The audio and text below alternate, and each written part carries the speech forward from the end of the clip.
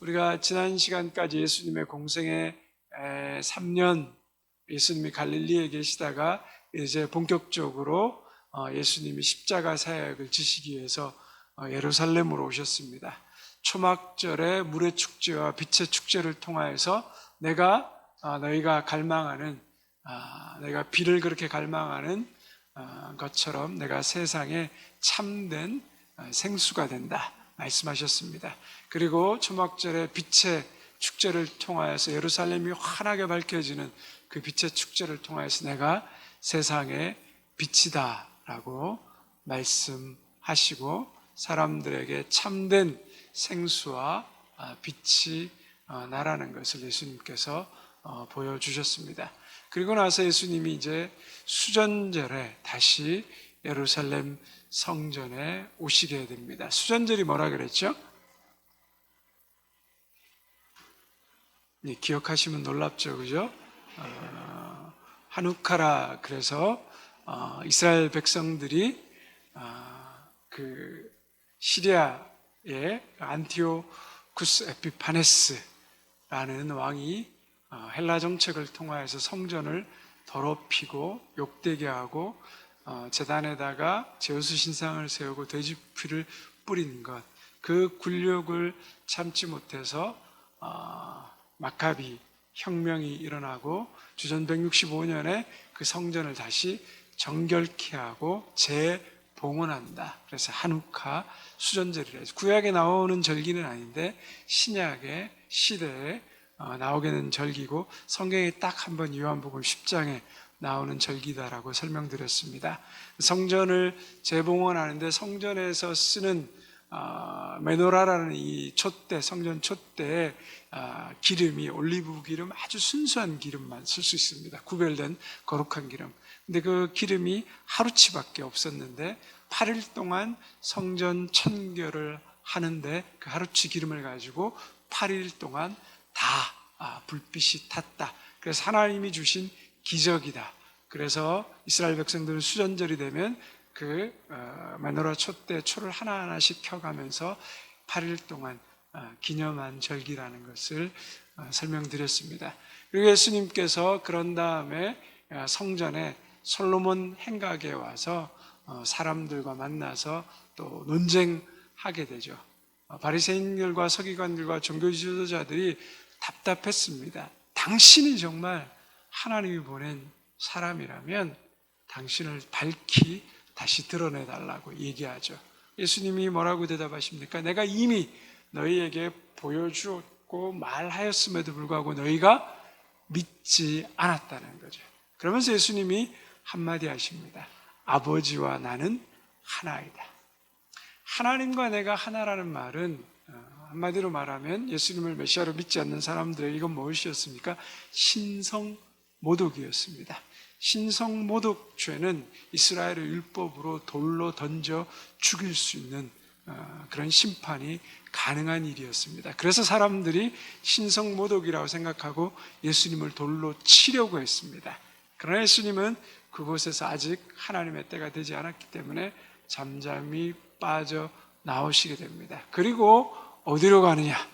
우리가 그렇게 계속 배웠던 유대 지역, 우리 왼편에 어디죠? 요단강 동편 쪽에 무슨 지역? 베레아 지역으로 가시게 됩니다. 그런데 성경에는 구체적으로 베레아 지역이라고 얘기하지 않는데 여러분 거기 베레아로 물러나심 나오죠, 그죠? 거기 내용 한번 같이 읽어볼까요? 시작. 수전절 사건으로 유대인들이 예수님을 돌로 치려 했다. 예수님은 다시 요단 동편 베레아 지방으로 가셨는데 그곳은 예수님이 세례 요한으로부터 처음 세례를 받은 베다니 벳 아라바였다. 요한복음 10장 39절과 40절 한번 읽어볼까요? 시작.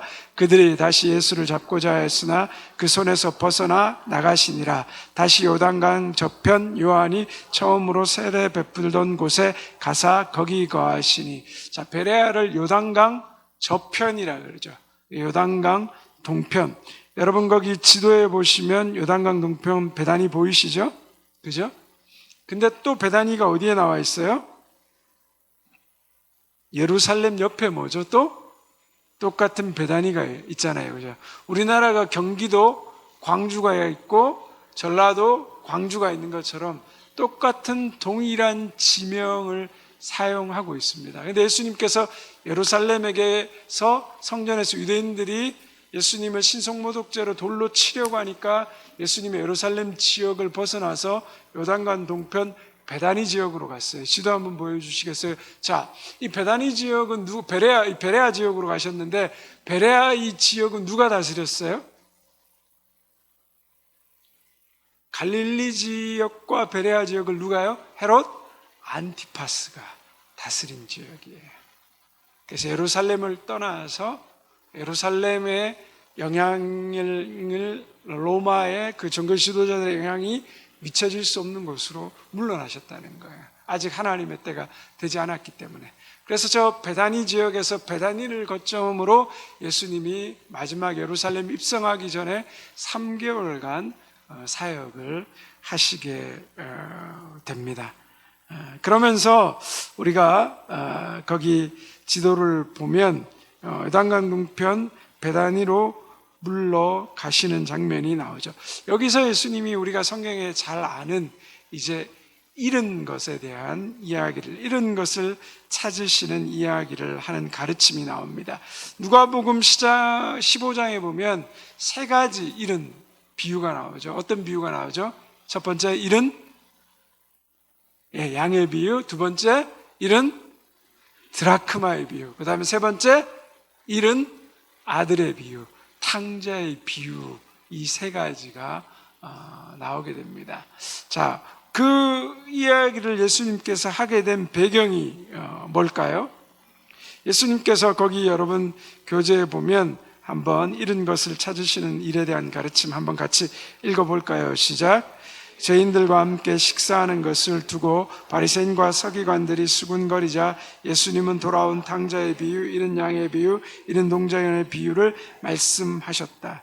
자, 죄인들과 함께 식사하는 것을 보고 뭐죠? 바리새인과 서기관들이 수군거렸다라는 거죠. 하나님의 아들이라는 사람이 메시아라고 말하는 사람이 뭐죠?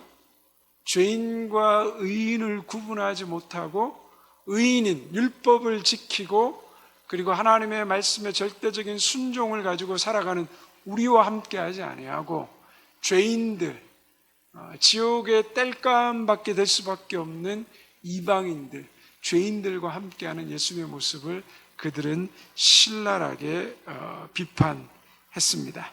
그래서 천벌을 받아 마땅한 이 죄인들과 함께하는 예수님의 모습이 뭐죠? 아주 못마땅했다는 거죠. 그래서 예수님께서 이 바리새인과 서기관들에 대해서 하나님이 이 죄인들에 대해서 어떻게 생각하시는지에 대해서 알려주신 비유가 바로 누가복음 15장에 나오는 비유입니다. 첫 번째가 뭐에 관한 비유라고요? 잃은 한 마리의 양떼에 관한 비유입니다. 제가 대면교회 부임하기 전에 여러 교회 이제 원서를 내고 한 6군데 교회에 이렇게 면접을 봤거든요. 각 교회마다 이제 뭐 사람을 뽑는 방법들이 다 여러 방법이 있는데 제가 면접 본 한 교회에서 저한테 이렇게 질문했어요.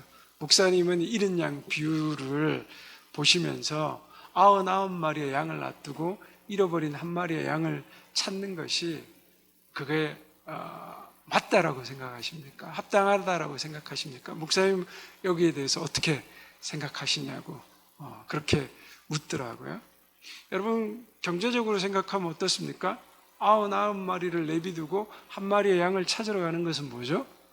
굉장히 이거는 비효율적이고 맞지 않는 일 같습니다. 그래도 99마리가 훨씬 지키는 것이 중요하지 이 한 마리의 양을 찾으러 가는 것들은 우리가 일반 세상적인 생각과 마음으로는 맞지 않는 거죠. 근데 목자는 어떻게 합니까? 그 잃어버린 한 마리 양을, 99마리 양을 놓아두고 한 마리 양을 찾으러 간다는 거죠. 한 영혼에 대한 마음을 주님은 가지고 계십니다. 근데 만약에 여러분 그 잃어버린 한 마리 양이 나라면 여러분 어떻겠습니까?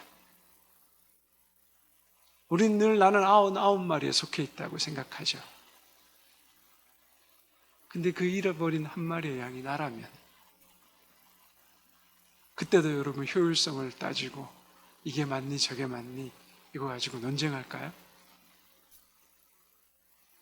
나를 찾아주신 주님, 그 주님의 은혜와 사랑에 감사하지 않겠습니까? 감격하지 않겠습니까? 세상은 효율을 따지고 세상은 능률을 따지고 무엇이 더 효과적인 것만을 생각하는데 주님은 뭐죠? 한 영혼을 생각하는 마음을 가지고 계시다는 거죠. 광야에서 양을 잃어버려서 그날 밤에 양을 찾지 못하면 양은 죽을 확률이 거의 99%가 됩니다. 왜냐하면 광야는 사나운 맹수들이 항상 존재하는 거고요. 시편 23편에서도 뭐라고 말합니까? 내가 사망의 음침한 골짜기를 다닐지라도 그러잖아요. 광야가 그런 곳이거든요. 늘 위험이 도사려 있고 맹수들이 도사리고 있는 것이 광야입니다. 그리고 양은 또 어떻습니까? 스스로 먹이와 자기가 마실 물을 찾아다닐 수 없습니다. 목자가 안내해 줘야지만 그곳에 가죠. 그리고 양은 시력도 나쁘죠. 자기를 방어할 수 있는 능력도 없죠. 뒤집어지면 스스로 일어날 수 있는 능력이 전혀 없는 동물이 양입니다. 그래서 그 목자가 이 양을 찾지 않으면 그 양은 밖에서 죽을 수밖에 없는 그런 상황이라는 거죠.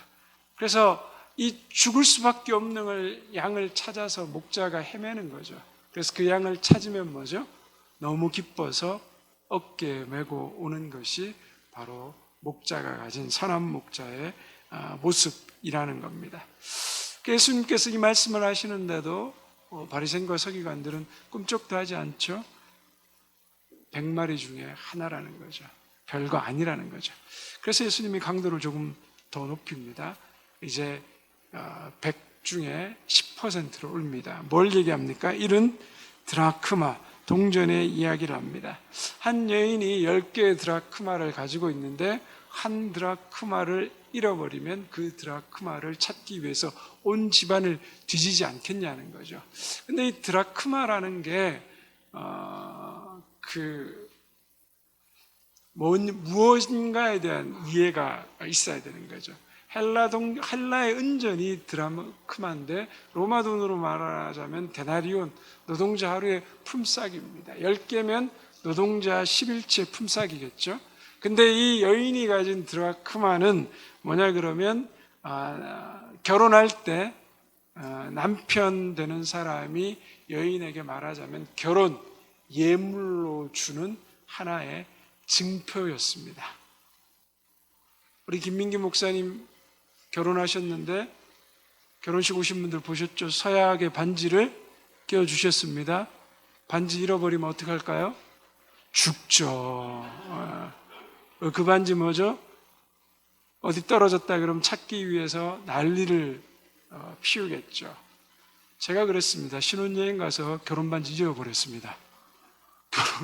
다음날 일어났는데 반지가 없어요. 약간 헐렁했는데 이러다가 휙 날아간 것 같더라고요. 그럼 어떡합니까? 몰래 다시 사서 똑같은 걸로 착용해야 되는 거죠. 그만큼 뭐죠? 결혼의 서약으로 받은 거 굉장히 중요합니다. 당연히 여인이 남편에게 받은 결혼의 증표로 드라크마. 여러분 거기 사진 보면 머리에 이렇게 그죠? 매는 저기 표시 있죠. 10개 해가지고 이렇게 하는 결혼의 하나의 어떤 예물 용품이었다는 거예요. 저걸 남편이 준 걸 잃어버리면 유대 율법에는 이혼 사유에도 해당되는 법이었습니다. 그러니 결혼의 예물이니까 저 중에 하나가 빠져서 잃어버리면 어떻게 됩니까? 찾아야겠죠. 더군다나 유대 집은 다 흙벽돌로 지어지지 않았겠습니까? 그리고 과거에 창문이 있었겠습니까? 껌껌하니까 어떻게 해요? 등불을 들고 온 집안을 찾는 거죠. 비슷하게 잘 눈에 띄지 않을 수 있으니까. 간절함을 가지고 그것을 애타게 찾는다는 거죠. 예수님의 마음이 그렇다는 거죠. 잃어버린 죄인을 향한 예수님의 마음이 바로 그런 여인이 잃어버린 드라크마를 찾는 마음과 똑같은 거예요. 세 번째, 그걸로도 별로 안 하니까 이제 강도를 더 높이시죠. 이제 1%에서 10%에서 50%로 올립니다. 탕자의 비유를 하죠. 막내 아들이 아버지에게 자기의 몫을, 재산을 달라는 거죠. 유대의 이 법에 있어서 살아계신 아버지한테 자기 몫을 달라는 것은 아버지 빨리 죽으라는 얘기였습니다. 그런데 아버지가 그 재산을 나눠줍니다. 그리고 아들은 그 재산을 가지고 떠나 버리죠. 그런데 그 아들이 나간 날부터 아버지는 어떻게 해요? 그 아들이 돌아오기를 매일 대문을 열어놓고 그 아들이 떠난 그 길을 하염없이 바라보고 기다리죠. 그리고 그 아들이 돌아왔을 때 아버지가 어떻게 합니까? 버선발로 쫓아나가서 그 아들을 맞아줍니다. 그리고 그 아들을 위해서 집안에 잔치를 베푸죠. 근데 큰아들이 와서 보니까 뭐예요? 기가 막히잖아요. 자기는 아버지의 재산을 요구한 적도 없고 아버지 옆에서 뼈 빠지게 뼈가 싹도록 일을 했는데 아버지는 자기를 위해서 잔치를 한 번도 안 풀어줬는데 저 재산 다 등쳐먹고 집 나가서 사고치고 온 놈을 위해서 잔치를 베풀어줬다? 참을 수 없는 거죠. 그래서 아버지가 베푼 그 잔치에 발도 안 디딥니다. 그 사람들이 누구라고요? 바리새인과 서기관이라는 거예요. 아버지의 마음을 알지 못한다는 거예요. 그래서 아버지가 뭐라고 말합니까? 너는 나와 함께 있으니까 내게 다 네게 아니냐. 네 동생은 죽었다가 다시 살아온 아들 아니냐. 그래서 하나님을 열심히 믿는다고 하면서도 하나님을 열심히 따르고 율법을 지킨다고 하면서도 뭐죠? 가장 중요한 아버지가 누구인지, 아버지가 어떤 마음을 갖고 있는지, 아버지가 무엇을 원하는지를 모른다는 거예요. 우리의 신앙도 그럴 수 있다는 거죠. 열심히 예배드려요. 열심히 봉사하세요. 열심히 다른 사람들을 보기에 하는데 정작 중요한 건 뭐예요? 자기 열심은 있는데 하나님이 정말 내가 원하시는 삶의 모습을 가지고 하나님의 마음을 내가 온전히 알고 하나님 아버지를 정말 내가 깨닫고 그 하나님이 원하시는 일들을 내가 하고 있는가. 우리가 이것이 굉장히 중요한 거죠. 어쨌든 가장 중요한 건 뭐죠? 아들을 기다리는 아버지의 심정이 죄인을 기다리시는 하나님 아버지의 마음을 보여주신다는 거예요. 자식들도 그렇지 않습니까? 우리 부모님들이 그냥 부모 마음 생각하면 똑같습니다. 잘하는 자식은 뭐죠? 별로 걱정 안 돼요. 쟤는 내비둬도 잘하니까 걱정이 안 되죠. 근데 못하는 자식은 어때요? 늘 걱정스럽고 마음이 쓰이고 신경이 쓰이고 그 자식에게 마음이 가잖아요. 부모된 자의 심정이 저 자식 어떻게 해야 되지? 어떻게 도와줘야 되지? 저 자식 어떻게 하면 더 이렇게 번듯하게 잘 자기 일을 잘 감당할 수 있도록 도와주지? 그게 하나님 아버지 마음이라는 거예요. 하나님은 죄인에 대한 긍휼과 사랑을 가지고 그들을 위해서 하나님께서 일하시고 더 큰 마음을 쓰고 계시다는 거죠. 그래서 이 새 이야기의 주인공은 뭐죠? 잃은 양 동전 잃은 아들이 아니라 그 이야기의 주인공은 뭐죠? 잃어버린 자를 찾으시는 뭐죠? 하나님 아버지의 우리가 마음과 포커스를 둬야 된다는 거죠. 그래서 예수님께서 뭐죠? 죄인들을 찾아서 이 땅에서 왔고 건강한 자에게 의원이 쓸데없으나 병든 자에게 의원이 쓸데있다. 내가 의인을 부르러 온 것이 아니라 뭐죠? 죄인을 부르라.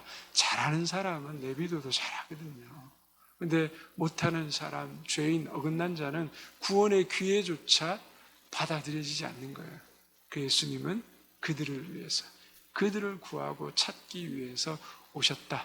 그래서 주님의 마음이 어디를 향하고 있느냐, 주님이 무엇을 생각하시고 어떤 마음을 가지고 있느냐, 그것이 굉장히 우리가 찾아가고 함께 따라가야 될 마음이라는 겁니다. 근데 바리새인과 서기관은 뭐죠? 종교적 열심과 사람들 앞에 드러나는 모든 모습은 있었지만 하나님 아버지의 마음에 관심이 없었습니다. 죄인에 대해서 관심이 없고 잃어버린 자에 대한 관심이 전혀 없었습니다. 오직 자기의와 자기의 하는 일들에 대한 그런 자랑, 드러내는 것들을 그들이 가지고 있었다는 거죠. 이런 이야기를 읽었습니다. 어느 불량한 아들이 있어서 감옥을 몇 번 왔다 갔다 했는데 크게 사고 쳐가지고 이제 법원에서 10년형을 때려 맞았습니다. 엄청난 10년형기면 우리나라에서는 큰 거죠. 그런데 그 어머니가 재판 법정에서 아들이 형기 받는 거 보고 막 답답해하고 눈물 지고 한숨 쉬고 가슴 치는 거예요. 그래서 재판장에 끝나고 판사가 어머니 위로하기 위해서 이렇게 얘기하는 거예요. 어머니 할 만큼 하셨잖아요. 그럼 몹쓸 자식 더 이상 신경 쓰지 말고 어머니 삶을 살으라고, 그리고 이제 잊어버리라고. 그러면 그 어머니가 뭐라고 대답할까요? 판사님 말이 맞습니다. 저 나쁜 놈 새끼 이제 난 다시 보지 않겠습니다. 그럴까요? 아니죠. 나는 저 아들 절대 포기할 수 없다는 거예요. 저 아들이 10년, 20년 설마 무기징역을 받을지라도 뭐죠? 저 아들은 내 아들이라는 거야. 단념 못한다는 거야. 아무리 문제가 있어도 내 자식이라는 거야. 이것이 뭐죠? 하나님의 마음이죠. 자비하신 마음, 국률의 마음, 사랑의 마음. 우리가 어떤 의롭고 옳은 일을 하는 것도 중요한데 그 의로움과 옳음 속에서 뭐죠? 사랑을 잃어버리면 안 된다는 거예요. 죄인에 대한 용서를 잃어버리면 안 된다는 거예요. 나를 용서하신 하나님의 사랑과 은혜를 잃어버리면 안 된다는 거예요. 죄에 대한 대가와 벌을 치러야 되는 게 분명하지만 그 죄에 대한 죄에 대한 대가를 치르게 함으로 말미암아 그 사람을 죽이고 잘라내는 것이 아니라 그 죄에 대한 대가를 치르지만 그 사람을 뭐죠? 사랑으로 다시 회복시키는 그 일들이 우리에게 있어야 된다는 거죠. 예수님이 십자가를 지신 이유가 뭡니까? 우리의 죄를 대신해서 지셨잖아요. 그리고 그 사랑을 통해서 뭐죠? 생명을 구원하시는 거잖아요. 그 마음이 중요하다는 겁니다. 그래서 이런 자들을 기다리시는 하나님 아버지의 마음을 예수님께서 오셔서 보여주시고 하나님의 마음을 드러내셨지만 사람들은 그것을 받아들이지 않았다는 거죠. 자, 그러면서 이제 예수님이 이 요단동편 베다니에 있다가 유대로 들어가시는 일이 나옵니다. 우리가 잘 아는 뭐죠? 나사로의 이야기가 이제 나오기 시작합니다. 우리 죽은 나사로를 살리셨다는 이야기 한번 그 밑에 내용 같이 유대 지역에 한번 읽어볼까요? 시작. 유대 지역의 베다니에 사는 나사로가 병에 걸리자 너희들은 베레아 지역으로 사람을 보내 예수님께 소식을 알렸다. 하지만 예수님은 이틀을 더 기다린 후에 나사로가 죽은 것을 확인하고 그들에게 가셨다.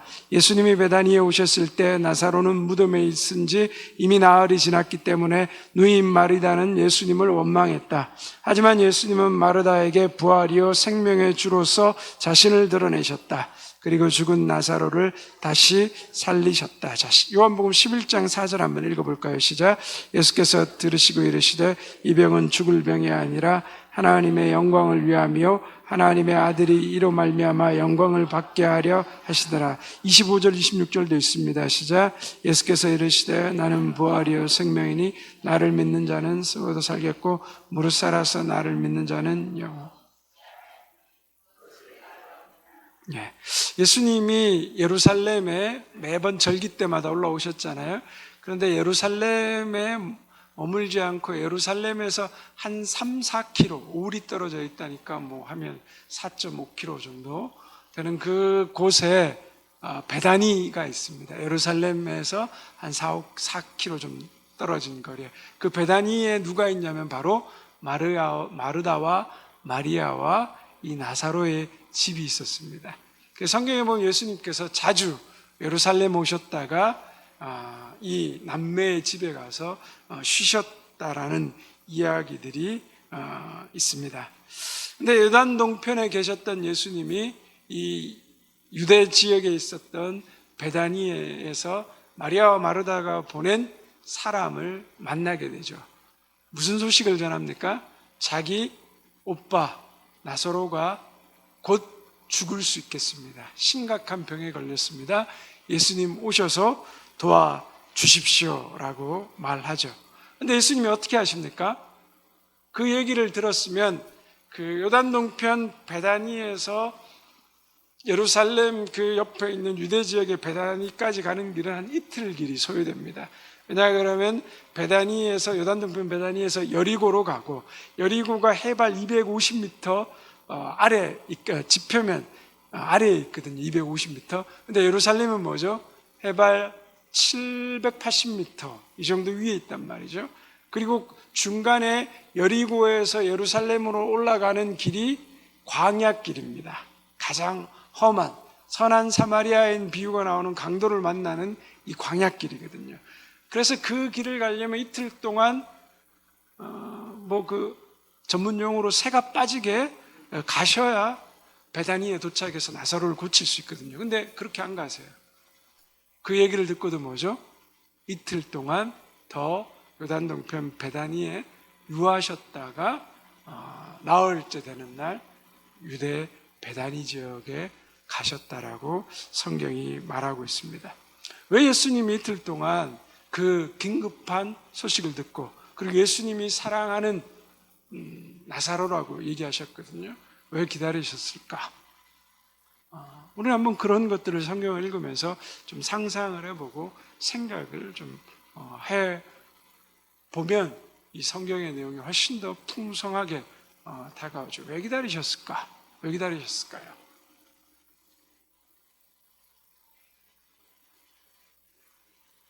예수님은 아까 우리가 읽었던 4절 말씀 보면 이 병은 죽을 병이 아니라 뭐죠? 하나님의 영광을 위한 병이다. 우리는 병 걸리면 하나님의 영광을 위한다는 생각을 전혀 안 하잖아요. 사업에 실패하면 망했다라고 생각하지 이게 하나님의 영광을 드러낸다고 생각하지 않잖아요. 그래서 우리 성도님들 중에도 큰 중병에 걸리거나 암에 걸리면 공개를 안 해요. 요청을 안 해요. 사업이 망했다 그러면 얘기를 안 해요. 물론 사람들이 워낙 입대는 게 많으니까. 근데 우리가 한 번도 뭐죠? 잘못된 거, 실패한 건, 넘어진 게 하나님의 영광이 된다라는 우리는 생각을 한 번도 잘 안 해요. 근데 예수님은 지난주 우리가 배웠던 시각장애인도 뭐죠? 날 때부터 이 시각장애를 입은 사람이 아버지의 죄입니까? 누구의 죄입니까? 물었더니 뭐죠? 예수님은 이 사람을 통해서 하나님이 하실 일이 있다. 하나님의 영광을 드러낼 일이 있다라고. 계속해서 이게 지금 등장하고 있거든요. 나사로의 죽음에서도 뭐죠? 하나님의 영광을 드러낼 일이 있다라는 거죠. 예수님이 기다린 시간은 뭐죠? 하나님의 영광을 드러내기 위해서 기다린 시간이라고 보시면 됩니다. 유대인들은 날씨가 덥잖아요. 그래서 장례 풍습이 죽으면 바로 그날 장사를 해요. 안 그러면 이 썩은 시체 썩는 냄새가 나기 때문에 바로 그날 장사를 지낸답니다. 근데 유대인들이 생각하는 사람이 완전히 죽은 시점은, 그 영혼이 떠나는 시점은 죽은 순간 떠나는 것이 아니라 나흘이 지나야 그 영혼이 몸에서 떠난다라고 생각했다는 거예요. 그래서 죽은 지 나흘이 되면 이건 뭐예요? 완전히 죽었다라고 생각이 되는 거예요. 이건 더 이상 뭐죠? 만약 예수님이 하루 이틀 지나서 살려냈으면 영혼이 아직도 있다라고 믿는 믿음이 있으니까 뭐죠? 살아나는 경우가 있다는 거죠. 예수님이 꼭 기적만이 아니라고 이렇게 뒤엎을 수 있어요. 근데 완전히 나흘이 지나면 뭐죠? 완전히 죽었기 때문에 이건 더 이상 뭐죠? 어떤 방법으로도 소생시킬 수 있는 방법이 없다라는 거죠. 그래서 유대인들은 동굴에다가 시체를 집어넣잖아요. 그리고 거기다가 성경에 보면 회칠한 무덤이라고 하잖아요. 동굴에다 집어넣고 돌로 막는데 시체 썩는 냄새가 돌 막는다고 안 새어 나올까요? 그죠? 엄청 냄새가, 역겨운 냄새가 나잖아요. 그래서 돌에다가 뭐죠? 회를 칠하는 거예요. 냄새가 못 새어 나오도록. 그래서 시체가 다 썩고 뼈가 요 위에 남을 때까지, 뼈만 남을 때까지 그 동굴에 시체를 두는 거예요. 그리고 나중에 뼈만 남은 시기가 되면 동굴에 들어가가지고 그 뼈만 남은 뼈를 수거해가지고 다시 돌무덤 지하 쪽에 가족 납골묘 같은데 집어넣는 게 유대인의 장례 풍습이었습니다. 나사로는 지금 죽어서 나흘 동안 이 동굴 속에 시체 썩는 그 자리에 눕혀 있는 상태라는 거죠. 그 완전히 죽었습니다. 그리고 예수님은 이제 예루살렘에 이 베다니에 오시자마자 어디로 향하십니까? 무덤으로 바로 향하죠. 그리고 거기서 뭐라고 말합니까? 나사로야, 나오너라 얘기하십니다. 그냥 일반적으로 생각하면 미쳤죠. 사람의 생각으로. 또 그리스 당시 문화가 유대인의 문화뿐만 아니라 그리스 로마 시대의 배경을 하고 있잖아요. 그리스 로마 시대의 배경을 살아가던 사람들은 시체가 썩으면 그리스 로마 신화 같은 데 보면 뭐가 이게 한쪽이 떨어져 나가면 그 사람을 살릴 수가 없거든요. 그 시대에 살아가던 사람은 이미 시체가 썩었으면 이거는 그 어떤 신도 살려낼 수가 없다라는 생각들을 사람들의 기본적인 배경 속에 다 있는 거거든요. 근데 썩었고 그리고 냄새가 나고 완전히 생존 가능 없는 그 사람을 예수님께서 이름을 부르며 살려내는 겁니다. 그래서 예수님은 완전히 죽은 나사로를 살려내시면서 예수님이 누구이신지 참 하나님이시며 당대 그리스 로마에서 믿고 있었던 그런 신화적인 존재들을 뛰어넘는 최고의 신중의 신이라는 것을 드러내게 되는 거죠. 이방인들이 그리스 로마 사람들이 예수님을 봤을 때는 도저히 자기들이 알고 있는 상식의 범위 그리고 자기들이 알고 있는 신이 행할 수 있는 능력의 범위를 뛰어넘는 그 능력을 예수님께서 보여주셨다라는 것을 우리가 이 말씀을 통해서 기억할 수 있습니다. 자, 나사로의 무덤 이렇게 쭉 한번 설명드렸는데 잘 실감이 안 오시죠? 우리 한번 영상으로 한번 그 유대인들의 무덤 이 구조 내용들 잠시 한번 살펴보고 마지막 정리하도록 하겠습니다. 예수님이 계셨고 저기서 한 이틀 정도 되는 거리에 네. 저게 이제 베다니 마을인 거예요. 집들이 많죠? 예. 상당히 그래서 저게 도시인데요, 지금? 그렇죠? 그리고 저 가운데 그 건물 있죠? 네. 교회. 저게 이제 교회인데 바로 나사로를 살린 것을 기념해서 세운 교회예요. 베다니 마을 안에. 예. 이제 오늘날 아람 마을이고요. 그 아람 마을에 이렇게 이제 시내의 모습을 볼 수가 있어요. 예. 그 시내 안에 나사로 교회의 모습이에요. 교회가 두 개가 있어요. 예. 교회가 두 개 있는데 그 중에 나사로 한 교회 써있네요. 써 있죠. 네. 네. 저기서 이제 나사로를 살린 것을 기념해서 세운 교회인데 교회 안에 들어가면 이제 그 살아 나오는 모습이 이제 모자이크가 야. 교회 정면 안에 야, 이렇게 헬스하네. 이제 새겨져 있는 모습을 예. 이렇게 우리가 볼 수가 있어요. 예. 그리고 그 무덤은 교회 바로 옆에 있어요. 아, 나사로 무덤이 거의 있어요? 예, 나사로 무덤이 있고 이제 저기는 이제 그 나사로의 무덤으로 예. 들어가는 굴 입구예요. 굴 입구 그래서 이제 표지판도 이렇게 나사로의 무덤이라고 이렇게 돼 있고 우와. 이제 무덤 내려갑니다. 예, 내려갑니다. 잘 파서 이렇게 만든 거예요. 저 지금 내려가다가 중간에 예. 저기 보면 약간의 공간이 있어요. 네. 초도 켜 있는 저기가 것 같고. 뭐냐면 예. 그 당시에 이제 무덤 구조를 우리가 알 수가 있는데 죽으면 저기다 이제 배를 동여가 저기다 일단 넣는 거예요. 예. 언제까지 넣느냐? 4일, 3일? 3일, 4일? 아, 그렇게 생각할 수도 있는데 뼈가 남을 때까지 넣는 거예요. 꽤 오랜 시간. 그렇죠. 그 예. 뼈가 남잖아요. 예. 그럼 이제 그다음 보세요. 그럼 더 밑으로 내려갑니다. 내려가서. 예, 자, 밑으로 더 내려가면 바로 저런 공간에 아하. 여러 개의 이 구멍이 있잖아요. 예. 쪽으로. 그러면 납골당 비슷하다고 생각하시면 돼요. 뼈만 남은 것을 간추려서 예. 다시 이제 밑으로 내려가서 저기다 이렇게 넣는 거죠. 그다음에 입구는 네. 그 당시에 바위를 파서 만든 굴 입구. 예. 예, 모습을 우리가 볼 수가 있는데요. 오. 저 보세요. 예. 막는 굴이 얼마나 커요. 야. 저 혼자 못 굴려요. 그러네. 야, 그렇게 이제 큰 돌로 예. 입구를 이렇게 막은 형태로 돼 있다. 자, 그 당시에. 이제 저렇게 화면을 네, 대충 그 유대인들의 무덤, 예수님의 무덤도 마찬가지입니다. 저렇게 돌무덤으로 되어 있고 저런 형태의 모습에 안치되어 있는 것들이 예수님의 무덤이라고 할 수 있습니다. 자, 마지막으로 한번 요걸 좀 생각하고 정리하려고 합니다. 자, 마리아와 마르다가 그 오빠 오라버니 나사로를 살려달라고 예수님께 보냈잖아요. 보냈는데 예수님이 이틀을 더 머물렀습니다. 그 이틀의 시간이 마리아와 마르다에게는 어떤 시간이 있을까요? 절망과 낙담과 죽음의 시간이었겠죠. 우리가 보는 것은 뭐죠? 항상 눈앞에 있는 겁니다. 이때 이게 이루어지지 않으면 안 되는 거야. 넘어지는 거야. 실패하는 거야. 절망하는 거야. 근데 예수님은 뭐죠? 우리가 보는 것 너머에 하나님의 일하심과 계획과 하나님의 시간 가운데 일하신다는 거죠. 마르다와 마리아는 그 죽기 전 시간에 예수님이 오셔야 된다라고 생각했지만 예수님은 뭐죠? 이 모든 일들을 통하여서 하나님의 시간에 하나님의 일하심을 생각하고 하나님의 뜻의 시간에 움직이시고 일하셨다는 거죠.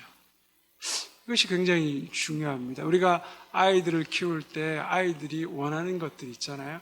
그럼 애가 저거 갖고 싶어가지고 막 떼쓰고 졸르고 이거 사달라고 막 자지러주고 넘어지고 막 온갖 소리 지르고 막 그러잖아요.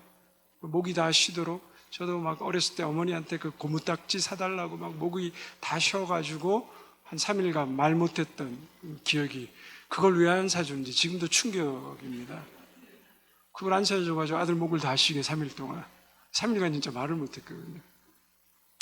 근데 왜 그렇게 부모님이 합니까? 이게 이 아이에게 뭐죠? 유익한 것이 아니고 지금 이 아이에게 꼭 필요한 것이 아니고 더 뭐죠? 이 아이에게 가장 적합한 때와 시간을 아이보다 누가 더 잘 알아요? 부모님이 더 잘 아시잖아요. 애들은 지가 안다고 생각하지만 부모가 보면 뭐죠? 그게 맞지 않는 거잖아요. 하나님이 우리와 함께 일하실 때 그렇게 하신다는 거죠. 우리는 지금 당장 거기까지만 보는데 하나님은 뭐예요? 더 우리에게 더 귀한 시간, 우리에게 가장 유익한 시간, 가장 복된 시간을 하나님께서는 생각한다는 거죠. 우리는 우리의 인생의 전 과정을 다 알지 못합니다. 근데 여러분 지금 돌아보면 어떻습니까? 내가 원하는 시간에 내가 바라고 구했던 것들이 이루어졌다면 내가 지금보다 훨씬 더 멋지고 좋은 자리에 있었을까요? 내가 구하는 시간에, 내가 원하는 그 간절함의 시간에 이루어지지 않았고 얻지 못했지만 돌아보면 어떻습니까? 오히려 그것이 더 잘된 일들인 경우도 훨씬 많다는 거죠. 그래서 우리는 나의 때와 나의 시간을 하나님 앞에 구하지만 주님은 뭐죠? 주님의 때와 주님의 시간에 하나님의 역사를 일으키신다는 거죠. 나의 때와 나의 시간에 이루어지는 일이 좋은 것이 아니라 하나님의 때와 하나님의 시간에 하나님이 이루심을 일을 보는 것이 뭐죠? 우리에게 더 큰 은혜라는 거죠. 중요한 것은 뭐죠? 주님은 모든 것을 뭐죠? 합력하여 선을 이룬다는 거죠. 죽었습니다. 죽는 질병이었습니다. 어떤 희망도 영광도 없었습니다. 실패했습니다. 완전 사라진 인생인 것 같았습니다. 그런데 뭐죠? 하나님은 그 죽음을 통하여서, 그 실패를 통하여서, 그 질병을 통하여서 하나님의 영광을 드러내신다는 거예요.